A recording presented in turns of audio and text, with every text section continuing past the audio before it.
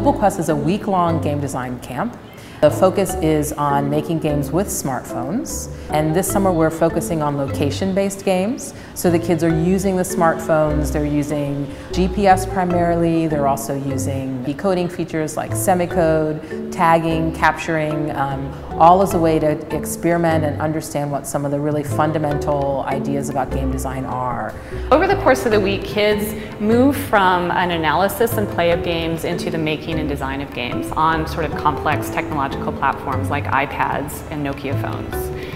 So the very first thing you do as a game designer is you play. And this is something that you don't have to convince kids of, but it's a really important thing to understand that in order to be a game designer, you have to be a master of the thing that you're designing. So you have to be a master player.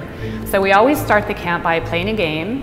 And then we talk about, well, what are the parts of the game? So this is a chance to kind of pull out vocabulary. So what is it that kids know about a game?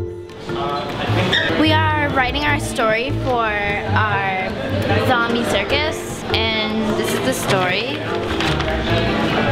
It's like setting you into the mood of being a zombie, and so we're trying to do that right now by typing it up, and I'm telling her the words and she's typing it. So yeah, clear blue eyes.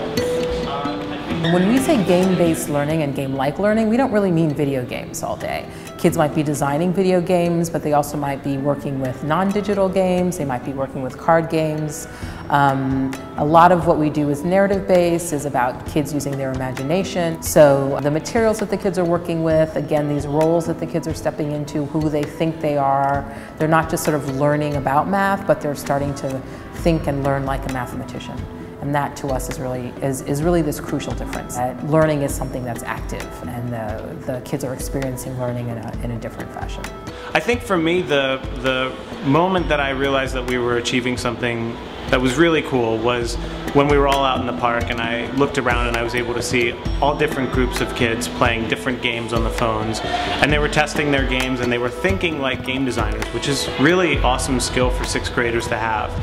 They were critically thinking about what they were doing, they were going around and thinking about how they could make it better, and they were aware of their surroundings. And I think the most amazing part of it is that it's the first time I've seen technology that encourages kids to use their imagination.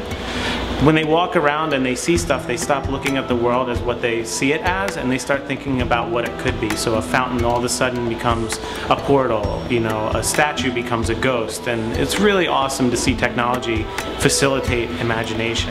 At the Institute of Play, we have a really strong value around helping young people understand how things work.